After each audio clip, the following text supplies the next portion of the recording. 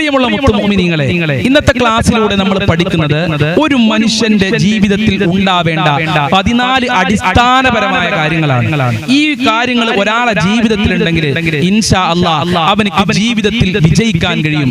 അവൻ ഒരിക്കലും പരാജയപ്പെടില്ല എന്നുള്ളതാണ്. ഏതൊക്കെയാണ് ആ 14 കാര്യങ്ങളെന്ന് വിശദമായി നമ്മൾക്കൊന്ന് പഠിച്ചാലോ? അല്ലാഹു കബൂൽ ചെയ്യട്ടെ. അസ്സലാമു അലൈക്കും വറഹ്മത്തുള്ളാഹി വബറകാതുഹു. അൽഹംദുലില്ലാഹി റബ്ബിൽ ആലമീൻ വൽ ആഖിബത്തു ലിൽ മുത്തഖീൻ.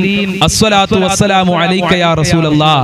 ദാറുൽ മുബീൻ മജ്ലിസ് കാണുന്ന മുത്തുമോമിനീങ്ങളെ, നിങ്ങളെ എല്ലാവരെയും നമ്മുടെ ക്ലാസ്സിലേക്ക് ഹൃദ്യമായി സ്വാഗതം ചെയ്യാണ്. അല്ലാഹു അനുഗ്രഹിക്കട്ടെ, നമ്മളെ മുറാദുകൾ ഹാസിലാക്കി തരട്ടെ, നമ്മളെ വിഷമങ്ങൾ അകറ്റി തരട്ടെ. ദുആ കൊണ്ട് വസിയത്ത് ചെയ്തവരുടെ എല്ലാ ആഗ്രഹങ്ങളും അല്ലാഹു നിറവേറ്റി കൊടുക്കട്ടെ.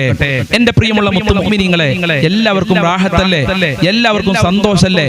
എല്ലാവരും ആത്മാർത്ഥമായി പുഞ്ചിരിച്ചുകൊണ്ട് ഹൃദയത്തിൽ കൈ വെച്ചുകൊണ്ട് 3 പ്രാവശ്യം ഹംദ് പറയൂ. അൽഹംദുലില്ലാഹ്, അൽഹംദുലില്ലാഹ്, അൽഹംദുലില്ലാഹ്. ആ പറഞ്ഞവരൊക്കെ ഒന്ന് കമന്റിൽ എഴുതി വിടണം. ആരൊക്കെയാണ് ഹംദ് പറഞ്ഞത് എന്ന് ഉസ്താദിന് മനസ്സിലാക്കാൻ വേണ്ടിയിട്ടാണ്. അല്ലാഹു അനുഗ്രഹിക്കട്ടെ. ഞാനൊരു ക്വസ്റ്റ്യൻ ചോദിക്കട്ടെ, എല്ലാവരും ആൻസർ പറയണം. ഫിർഔനിന്റെ ഭാര്യയുടെ പേരെന്താണ്? എങ്ങനെ? ഫിർഔനിന്റെ ഭാര്യയുടെ പേരെന്താണ്? അറിയുന്ന ആളുകളൊക്കെ ഒന്ന് കമന്റിൽ എഴുതി വിടുക. അല്ലാഹു അനുഗ്രഹിക്കട്ടെ. ഇന്നത്തെ ക്ലാസ്സിലൂടെ നമ്മൾ പഠിക്കുന്നത് ഒരു മനുഷ്യന്റെ ജീവിതത്തിൽ ഉണ്ടാവേണ്ട 14 അടിസ്ഥാനപരമായ കാര്യങ്ങളാണ്. ഈ 14 അടിസ്ഥാനപരമായ കാര്യങ്ങളുണ്ടെങ്കിൽ അവനക്ക് സമൂഹത്തിൽ നിലയും വിലയുണ്ടാകും, കുടുംബത്തിൽ നിലയും വിലയും ഉണ്ടാകും. എവിടെ പോയാലും അവനെ ആളുകൾ ബഹുമാനിക്കുകയും ഒന്ന് നോക്കുകയും ചെയ്യുമെന്നുള്ളതാണ്. ഏതൊക്കെയാണ് ആ 14 കാര്യങ്ങളെന്ന് വിശദമായി നമ്മൾക്ക് പഠിക്കാം. ഒന്നാമത്തെ കാര്യം നല്ല വസ്ത്രം ധരിക്കുക എന്നുള്ളതാണ്. ചില ആളുകൾ വസ്ത്രത്തിനെ മൈൻഡ് ചെയ്യാറില്ല. നല്ല വസ്ത്രം ധരിക്കണമെന്ന് നബി സല്ലല്ലാഹു അലൈഹി വസല്ലമ തങ്ങൾ നമ്മളെ പഠിപ്പിച്ചിട്ടുണ്ട്. നല്ല വസ്ത്രം ധരിച്ചാൽ ബുദ്ധികൂർമ്മതയുണ്ടാകുമെന്നുള്ളതാണ്. നല്ല വസ്ത്രം ധരിക്കല് വൃത്തിയുള്ളവന്റെ അടയാളമാണ്. വൃത്തി അല്ലാഹു സുബ്ഹാനഹു വ തആല ഇഷ്ടപ്പെടുന്നുണ്ട്. വൃത്തി അല്ലാഹു ഇഷ്ടപ്പെടുന്നുണ്ടെങ്കിൽ അല്ലാഹുവിന്റെ സജ്ജനങ്ങളായ സ്വാലിഹീങ്ങളായ ആളുകളും വൃത്തിയെ ഇഷ്ടപ്പെടുന്നുണ്ട്. മാത്രമല്ല ഏത് പാവപ്പെട്ടവനാണെങ്കിലും വൃത്തിയെ ഇഷ്ടപ്പെടും. അതുകൊണ്ട് നല്ല വസ്ത്രം ധരിക്കുക എന്നുള്ളത് ഒരു മനുഷ്യന്റെ ജീവിതത്തിൽ ഉണ്ടാവേണ്ട സ്കില്ലാണ്, അടിസ്ഥാനപരമായ കാര്യമാണ്. അതുപോലെ രണ്ടാമത്തെ കാര്യം ധൈര്യത്തോടെ സംസാരിക്കുക എന്നുള്ളതാണ്. നമ്മളുടെ ഭാഗത്ത് സത്യം ഉണ്ടെങ്കിൽ, നമ്മളെ ഭാഗത്ത് ഹക്ക് ഉണ്ടെങ്കിൽ പിന്നെ നമ്മൾ അല്ലാഹനെ മാത്രം പേടിച്ചാൽ മതി. പിന്നെ ഒരു പടപ്പുകളെയും നമ്മൾ പേടിക്കേണ്ടതില്ല.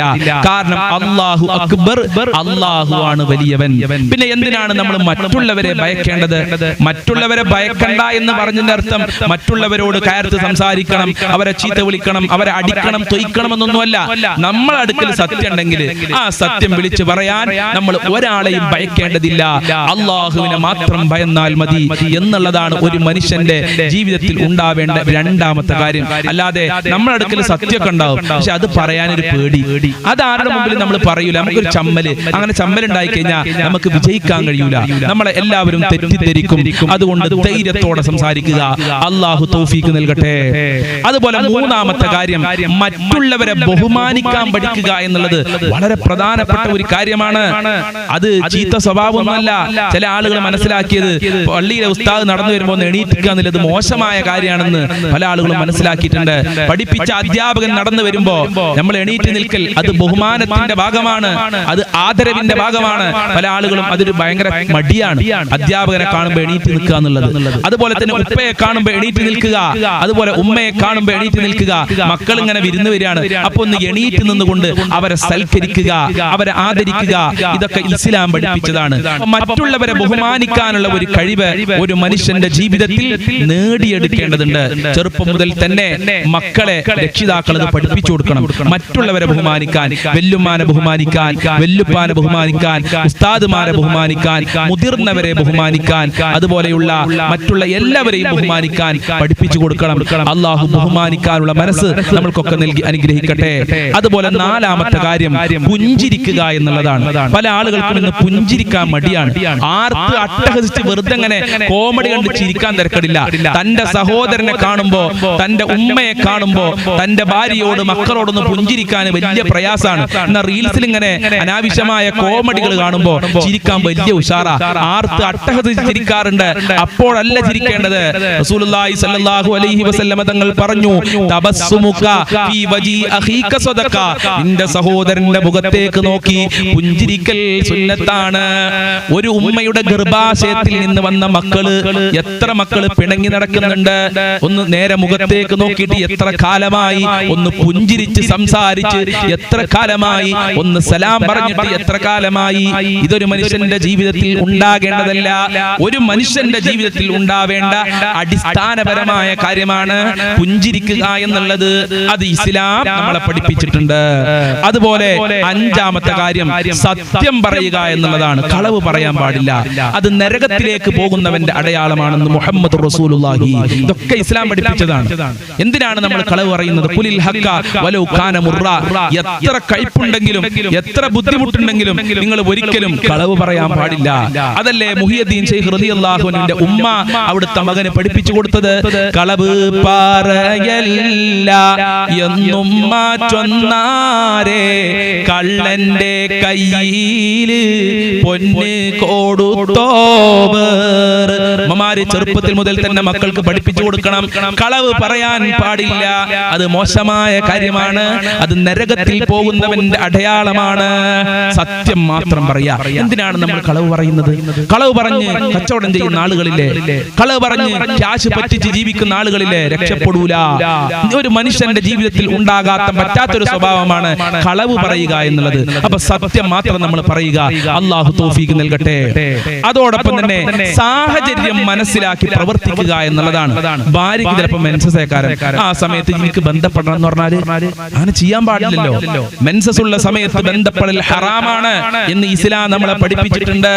ഭാര്യ ചിലപ്പോൾ പ്രസവം കഴിഞ്ഞ് ഒരു ദിവസമേ ആയിട്ടുണ്ടാകുള്ളൂ, അപ്പൊ എനിക്ക് ബന്ധപ്പെടണം എന്ന് പറഞ്ഞു ചെന്നാല് സാഹചര്യം മനസ്സിലാക്കി നമ്മൾ പെരുമാറണം. അത് ഭാര്യയോടാണെങ്കിലും ഭർത്താവിനോടാണെങ്കിലും അങ്ങനെ തന്നെയാണ്. ഭർത്താവ് ചിലപ്പോ ജോലി ഉണ്ടാവില്ല, ഒരാഴ്ച ജോലി ഉണ്ടാവില്ല, അപ്പോഴേക്കാരങ്ങൾക്ക് കല്യാണം, അപ്പൊ 5000 റുപ്യന്റെ ഡ്രസ്സ് വേണം. പിന്നെ ഒരു കല്യാണം, അവിടെ 3000 റുപ്യയുടെ ഡ്രസ്സ് വേണം. അങ്ങനെ ആഴ്ചയിൽ ഡ്രസ്സ് എടുക്കുക. ഭാര്യ ഭർത്താവിന്റെ വരുമാനത്തിനനുസരിച്ചല്ലേ നമ്മൾ പെരുമാറേണ്ടത്.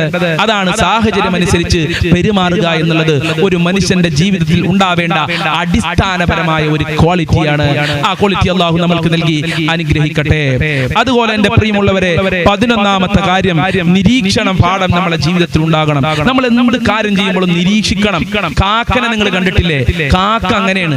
ഒരു മുള്ളെടുക്കുകയാണെങ്കിൽ, ഒരു എല്ലിന്റെ കഷ്ണം എടുക്കുകയാണെങ്കിൽ കാക്കയുടെ തലങ്ങനെ അങ്ങോട്ടും ഇങ്ങോട്ടും തിരിക്കുന്നത് നിങ്ങൾ കണ്ടിട്ടില്ലേ? എന്താ കാക്ക നോക്കുന്നത് അറിയോ? ഞാൻ ഈ എല്ലെടുത്താൽ അത് എന്റെ കാലിന് ഏറ് കിട്ടുമോ? ഞാൻ ഈ എല്ലെടുത്തു കഴിഞ്ഞാൽ എന്നെ ആരെങ്കിലും പിടികൂടുമോ? ഇത് എനിക്ക് എടുക്കാൻ പറ്റുമോ? ആരെങ്കിലും എന്നെ ശ്രദ്ധിക്കുന്നുണ്ടോ എന്നാണ് കാക്ക നോക്കുന്നത്. അതുപോലെയായിരിക്കും നമ്മളും ഒരു കാര്യം ചെയ്യുമ്പോൾ സൂക്ഷ്മ നിരീക്ഷണം നടത്തണം. ഇത് എനിക്ക് ഹലാലായതാണോ? ലോട്ടറി എടുക്കാൻ പോകുമ്പോ ഇത് എനിക്ക് ഹലാലായതാണോ? എന്റെ റബ്ബ് പൊരുത്തപ്പെടുമോ എന്ന് നമ്മൾ സൂക്ഷ്മ നിരീക്ഷണം നടത്തണം. അങ്ങനെ ഏത് കാര്യം നമ്മൾ ചെയ്യുകയാണെങ്കിലും ഒരു നിരീക്ഷണം നടത്തുക. ഇതെനിക്ക് പൊരുത്തപ്പെട്ടതാണോ? ഇതെനിക്ക് ചെയ്യാൻ പറ്റുമോ? ഇത് അള്ളാഹു പൊരുത്തപ്പെട്ടതാണോ? ഹബീബായ തങ്ങൾ പൊരുത്തപ്പെട്ടതാണോ? ഇസ്ലാം അംഗീകരിച്ചതാണോ എന്ന് നമ്മൾ പഠിക്കണം. എന്നിട്ടേ ഒരു കാര്യം ചെയ്യാൻ പറ്റുള്ളൂ. അല്ലാതെ എല്ലാ തോന്നിവാസവും ചെയ്തു കഴിഞ്ഞാൽ ദുനിയാവും ആഖിറത്തിലും നമ്മൾ പരാജയപ്പെട്ടു പോകും. അള്ളാഹു കാക്കട്ടെ. അതുപോലെ മറ്റൊരു കാര്യമാണ് നന്ദിയുള്ള അടിമയാകുക എന്നുള്ളത്.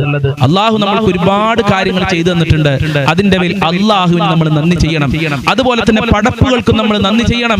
നമ്മളെ മാതാപിതാക്കൾക്ക് നമ്മൾ പ്രാർത്ഥിക്കണം. എത്ര ഗുണങ്ങളാണ് അവർ നമ്മൾക്ക് ചെയ്തു തന്നിട്ടുള്ളത്. അതുപോലെ തന്നെ നമ്മൾ ആര് സഹായിച്ചാലും അവർക്ക് വേണ്ടി നമ്മൾ നന്ദി ചെയ്യണം. ഒന്ന് പ്രാർത്ഥിച്ചു കൊടുക്കുക. അവർക്ക് മറ്റുള്ള ഉപകാരങ്ങൾ നമ്മൾ ചെയ്തു കൊടുക്കണം. അല്ലാതെ നന്ദിയില്ലാത്ത അടിമകളായി നമ്മൾ ഒരിക്കലും മാറാൻ പാടില്ല. അടിമയും ഉടമയും തമ്മിലുള്ള നന്ദി ചെയ്യണം. അതുപോലെ അടിമകളും തമ്മിലുള്ള നന്ദി, അതൊക്കെ നമ്മുടെ ജീവിതത്തിൽ ഉണ്ടാകണം. പല ആളുകളും പറയുന്നത് കേട്ടിട്ടില്ലേ? അണക്ക് ഭക്ഷണം തരുന്നതിനേക്കാൾ പകരം നായക്ക് ഭക്ഷണം കൊടുത്തിരുന്നെങ്കിൽ നായ വാലാട്ടി തരുമായിരുന്നു എന്ന് പഴയ കാലത്ത് കാരണവന്മാര് പറയാറുണ്ടായിരുന്നു. അതിന്റെ കാരണം എന്താ? മക്കൾക്ക് ഇങ്ങനെ എല്ലാം വാങ്ങിക്കൊടുക്കും. അവസാനം മക്കൾ മാതാപിതാക്കളെ വൃദ്ധസദനത്തിലേക്ക് കൊണ്ടുപോയി ആക്കും. അള്ളാഹു കാക്കട്ടെ. ഞങ്ങളെ മക്കൾക്കൊക്കെ നല്ല ബുദ്ധി കൊടുക്കണേ റഹ്മാനെ. അതുപോലെ തന്നെ ഒരു മനുഷ്യന്റെ ജീവിതത്തിൽ ഉണ്ടാകേണ്ട മറ്റൊരു സ്കില്ലാണ് സമ്പത്ത് കൈകാര്യം ചെയ്യാൻ പഠിക്കുക എന്നുള്ളത്. പല ആളുകൾക്കും എല്ലാ ദിവസവും ജോലി ഉണ്ടാവും, എന്നാൽ മാസാവസാനം അവന്റെ കയ്യിൽ ഒന്നും ഉണ്ടാവില്ല. എത്രയാണോ കിട്ടുന്നത് അത് അന്നാന്ന് ചെലവാക്കുന്ന എത്ര ആളുകളുണ്ട്. നമ്മൾക്ക് അബൂബക്കർ റളിയല്ലാഹുവിന്റെ പോലത്തെ ഈമാനൊന്നുമില്ല. സിദ്ദീഖ് റളിയല്ലാഹുവിന്റെയും ഉമർ റളിയല്ലാഹുവിന്റെയും പോലത്തെ ഈമാനൊന്നും നമുക്കില്ല. അപ്പൊ നമ്മൾ നാളത്തേക്ക് മാറ്റി വെക്കേണ്ടതുണ്ട്. ഉള്ള ക്യാഷ് മുഴുവനും അന്നാണ് നമ്മൾ ചെലവാക്കി കഴിഞ്ഞാൽ ഒരാവശ്യം വരുമ്പോ പിന്നെ മറ്റുള്ളവന്റെ മുമ്പിൽ പോയി കൈ നീട്ടേണ്ടി വരും. 10 രൂപ നമ്മൾക്ക് കിട്ടിയാൽ അതിൽ നിന്ന് 2 രൂപ, ഒരു 3 രൂപ, ഒരു 4 രൂപയെങ്കിലും മാറ്റിവെക്കണം. 1 രൂപ പാവപ്പെട്ടവർക്ക് കൊടുക്കണം. അതുപോലെ തന്നെ മറ്റുള്ള ക്യാഷ് നമ്മുടെ കുടുംബത്തിന് വേണ്ടി ചെലവഴിക്കുക. സേവിങ്സ് എന്ന് പറയുന്ന സ്വഭാവം ഒരു മനുഷ്യന്റെ ജീവിതത്തിൽ ഉണ്ടാകണം. എന്നാലേ അവൻ രക്ഷപ്പെടുള്ളൂ. അല്ലെങ്കിൽ അവൻ സാമ്പത്തികമായ നിലയ്ക്ക് പരാജയപ്പെട്ടു പോകും. അങ്ങനെ എത്ര ആളുകളുണ്ട്. ഒരു ദിവസം 1000 രൂപ കിട്ടുന്ന ആളുകളുണ്ടാവും. അപ്പൊ 30 ദിവസം ജോലി ഉണ്ടെങ്കിൽ 30,000 രൂപ കിട്ടി. ഒരു ദിവസം 1500 കിട്ടുന്ന ആളുകളുണ്ട്. 2000 രൂപ വരെ കിട്ടുന്ന ആളുകളുണ്ടാവും. പക്ഷേ മാസാവസാനം അവരെ കയ്യിൽ ഒന്നും ഉണ്ടാവൂല. കാരണം എന്താ? കിട്ടുന്നത് അന്നാണ് ചെലവാക്കുക. പുട്ടടിക്കനെ ആ ഒരു സ്വഭാവം നമ്മൾക്ക് ഉണ്ടാകാൻ പാടില്ല. ഒരാളിൽ ഉണ്ടാകേണ്ട അടിസ്ഥാനപരമായ കാര്യമാണ് എല്ലാ ദിവസവും പഠിച്ചുകൊണ്ടിരിക്കുക എന്നുള്ളത്. എനിക്ക് എല്ലാ കാര്യവും അറിയാം, എനിക്കിനി പഠിക്കാനൊന്നുമില്ല എന്ന് പറഞ്ഞിരിക്കണ്ട. ഈ ലോകത്ത് എല്ലാം തികഞ്ഞവനായി അള്ളാഹു സൃഷ്ടിക്കപ്പെട്ടത് ഹബീബായ മുത്ത് തങ്ങളെയാണ്, നബി സല്ലല്ലാഹു അലൈഹി വസല്ലം തങ്ങളെയാണ്. നമ്മൾ എല്ലാ ദിവസവും ദീൻ പഠിക്കണം, ഖുർആൻ പഠിക്കണം, പത്രം വായിക്കണം, മറ്റുള്ള നല്ല നല്ല പുസ്തകങ്ങൾ വായിക്കണം. ഈ ദുനിയാവിലും ആഖിറത്തിലും രക്ഷപ്പെടാൻ എന്തെല്ലാം അറിവുകൾ നമ്മൾക്ക് ലഭിക്കോ ആ കാര്യങ്ങളൊക്കെ എല്ലാ ദിവസവും നമ്മൾ പഠിച്ചുകൊണ്ടിരിക്കണം.